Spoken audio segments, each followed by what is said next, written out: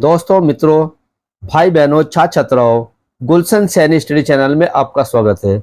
आज हम बिहारी लाल जी द्वारा रचित सतसई के भक्ति दोहों के बारे में चर्चा करते हैं। देखिए, ये पूरे पद्यांश जो है ब्रज भाषा में लिखे गए हैं और ये दोहे छंद में है और शैली इनकी मुक्तक है और भक्ति और श्रृंगार रस जो है इसके अंदर सभी के अंदर लगभग है। कहीं कहीं शांत रस भी आया, कुछ जगह बता दूंगा बाद में। देखिए पहला जो है पद अर्थात दोहा देखते हैं। मेरी भववादा हरो राधा नगरी सोए, जा तन की झाई परे श्याम हरि दुत होए। देखिए, इसमें बिहारी जी जो है राधिका जी की स्तुति कर रहे हैं। वे उनकी कृपा पाना चाहते हैं और सांसारिक बाधाओं को दूर करना चाहते हैं। क्या करें? मेरी भव बाधा हरो राधा नागरी सोए। नागरी माने चतुर। हे राधा नाम की चतुर स्त्री, मेरी सांसारिक बाधाओं को दूर कर दो। अर्थात तुम भक्तों के कष्टों को निवारण करने में परम चतुर हो, इसलिए मुझे भी इस संसार के कष्टों से मुक्ति दिलाओ। जा तन की झाई परे श्याम हरि दुत होए। देखिए, जिनकी परछाई पड़ने पर, जिनके तन की परछाई पड़ने पर श्याम हरि दुत होए। श्याम जो है कैसे हो जाते हैं? हरे हो जाते हैं। अर्थात परछाई पड़ने से श्री कृष्ण के शरीर की नीलिमा जो है हरे रंग में परिवर्तित हो जाती है। अर्थात श्री कृष्ण जी जो है प्रसन्न हो जाते हैं। हरि द्युति होए में जो है श्लेष अलंकार है, इसमें इसके कई अर्थ निकल रहे हैं और यहाँ पर श्रृंगार और भक्ति रस है। देखिए, फिर देखिए, मेरी भववादा हरो राधा नागर सोए, जा तन की झाई परे श्याम हरि दुत होए। तो इसमें जो है बिहारी जो है राधिका जी की स्तुति की है। वे उनकी कृपा पाना चाहते हैं और सांसारिक बाधाओं को दूर करना चाहते हैं। बिहारी जो है स्तुति करते हुए कहते हैं, हे चतुर, नागरिक में चतुर राधिके, तुम मेरी इन सांसारिक बाधाओं को दूर करो। अर्थात भक्तों के कष्टों का निवारण में जो है तुम परम चतुर हो, इसलिए मुझे भी इस संसार के कष्टों से मुक्ति दिलाओ। जिनके तन की अर्थात जिनके शरीर की परछाई पड़ने पर श्याम भी जो है हरे हो जाते हैं, अर्थात प्रसन्न हो जाते हैं। जिनकी परछाई पड़ने पर जो है श्याम भी जो है प्रसन्न हो जाते हैं, जो है वह मेरे जो है सांसारिक बाधाओं को राधा जी दूर करें। इसमें श्रृंगार रस और भक्ति रस है। देखिए, मोर मुकुट की चंद्री कनु, यो राजत नंद नंदन, मनु शशि शेखर की अकस किए, शेखर सत चंद। अब देखिए, इसमें जो है श्री कृष्ण जी के मुकुट के बारे में बताया। नंद नंदन, नंद अर्थात नंद जी, नंदन माने पुत्र, जो है नंद के बेटे श्री कृष्ण जी के सिर पर मोर मुकुट की चंद्रकोनी, मोर जो मोर का मुकुट पहने हैं उनमें जो है मोर पंखों में अनेक प्रकार के चंद्रमा जो है दिखाई पड़ते हैं। श्री कृष्ण जी कैसे हैं? वो श्री कृष्ण जी जो है कामदेव के समान सुंदर है। तो ऐसा लग रहा है कि कामदेव ने जो है उनसे, महादेव से ईर्ष्या करने के लिए, ईर्ष्या करते हो, क्योंकि महादेव ने उनको जो है कामदेव को जला दिया था, इसलिए कामदेव उनसे ईर्ष्या करता है। तो श्री कृष्ण जी भी जो कामदेव के समान सुंदर है, तो ऐसा लग रहा है कामदेव ने जो है श्री कृष्ण जी से ईर्ष्या करते हुए मनु शशि शेखर की, कि मानो जैसे जो है जो है महादेव जी के सर पे जो है चंद्रमा है और उन्होंने भी इनसे ईर्ष्या करते हुए जैसे मोर मुकुट में अनेक प्रकार के चंद्रमाओं को धारण कर लिया है। तो इसमें जहां पे मनु मानो जनु जानो आएगा, वहां पर कौन सा अलंकार होगा? उत्प्रेक्षा अलंकार होगा। देखिए वहां पे, अब देखिए आगे देखिए, सोहत ओढ़े पीत पटु श्याम सलोने गात, मनो नील मणि शैल पर आतपु पर्यो प्रभात। अब देखिए, श्री कृष्ण जी के इस दोहे में बिहारी जी ने श्री कृष्ण जी के पीले वस्त्र जो पहने हुए उन श्री कृष्ण जी के सौंदर्य का वर्णन किया है इसमें, कि बिहारी जी आगे इसमें कह रहे हैं कि श्री कृष्ण जी का जो है कैसा शरीर है। तो श्री कृष्ण जी कैसे? सांवले, श्याम सलोने गात, उनका जो है गात अर्थात शरीर जो है वह सांवले सलोने रंग का है और उस पर क्या कर रखा है? पीत पटु, पीले वस्त्र पीले रंग के, पीतू माने पीले रंग के, पटु माने वस्त्र, सौत माने सुंदर दिखाई पड़ रहे हैं, उनके शरीर पर पीले रंग के सुंदर जो है वस्त्र दिखाई पड़ रहे हैं, क्योंकि श्याम जी का शरीर जो है वो नीली रंग की नीलिमा लिए हुए है। तो आगे क्या गया, मनो नीलमणि शैल पर आतप्यु पर्यो प्रभात, कि मानो जो नीलमणि का पर्वत है, नीलमणि का पर्वत पे उस पे जो है प्रातः काल सूर्य की पीली पीली धूप पड़ रही है। श्री कृष्ण जी का जो शरीर है वो नीले रंग का है और उन्होंने वस्त्र कैसे धारण कर रखे हैं, पीले रंग के वस्त्र धारण कर रखे हैं। उसे देख करके बिहारी जी कह रहे हैं कि मानो जो है नीलमणि का जो पर्वत है उसके ऊपर जो है प्रातःकाल सूर्य की धूप पड़ रही है और वो इस प्रकार से जो है सुंदर पड़ रही है, उसका वर्णन नहीं किया जा सकता। इसमें जो अनुप्रास अलंकार है। और आगे देखिए, अधर धरत हरि के परत ओठ डीठी पट ज्योति हरित बांस की बांसुरी इंद्रधनुष रंग होती। अब जो है इसके अंदर श्री कृष्ण जी जो है हरे बांस से बनी हुई बांसुरी जो है वह बजा रहे हैं। तो उस पे बताया है अधर धरत हरि के, हरि माने श्री कृष्ण जी, जैसे ही अधर माने होठों पर, धरत माने धरते हैं, किसको, हरे रंग की बांसुरी को रखते हैं। तो होठ उनके कैसे हैं, लाल रंग के हैं, और वस्त्र जो है वे पीले रंग के हैं, और आंखें कैसी है, वो श्यामल तलिए हुए हैं।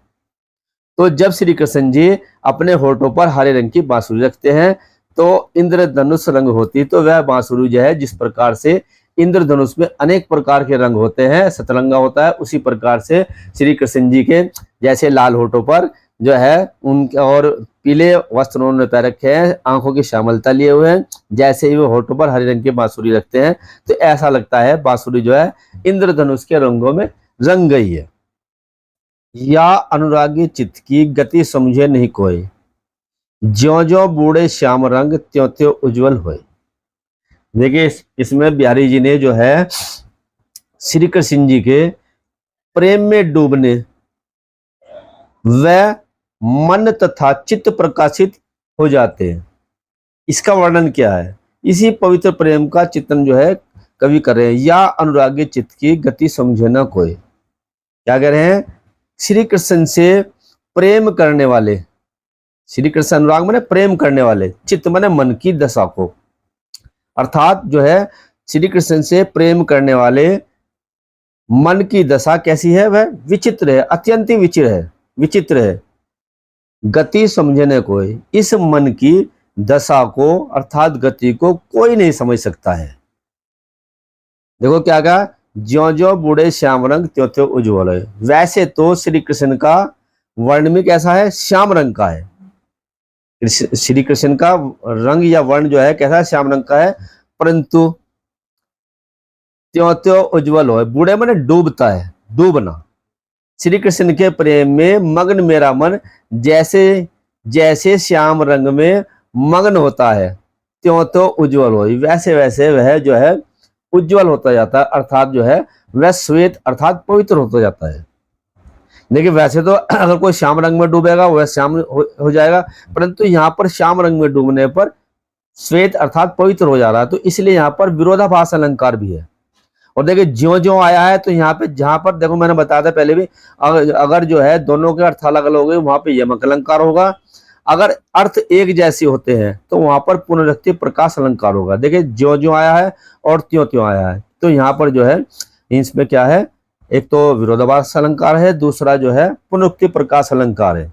देखिए एक बार और देखिए, या अनुरागी चित्त की गति समझे नहीं कोई, ज्यो ज्यो बूढ़े श्याम रंग त्यों त्यों उज्जवल हुए।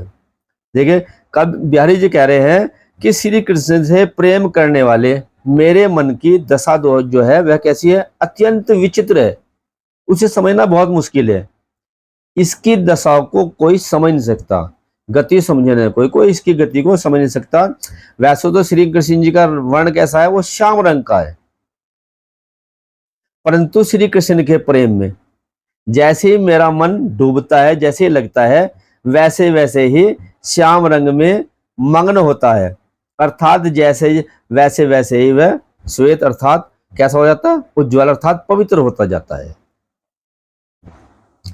तो लघु या मन सदन में हरि आवे की बाट विकट जटे जो लघु निपट खुंटे ही न कपट कपाट। बिहारी जी कह रहे हैं जब तक जो है कपट रूपी किवाड़ दृढ़ता से बंद किए हुए हैं तो मन रूपी भवन में हरि अर्थात श्री कृष्ण जी किस प्रकार आ सकते हैं। अर्थात जो है कपट रूपी किवाड़ को उन्हें बंद किवाड़ों को खोलना पड़ेगा, तभी जो है श्री कृष्ण जी जो है मन में आ सकते हैं।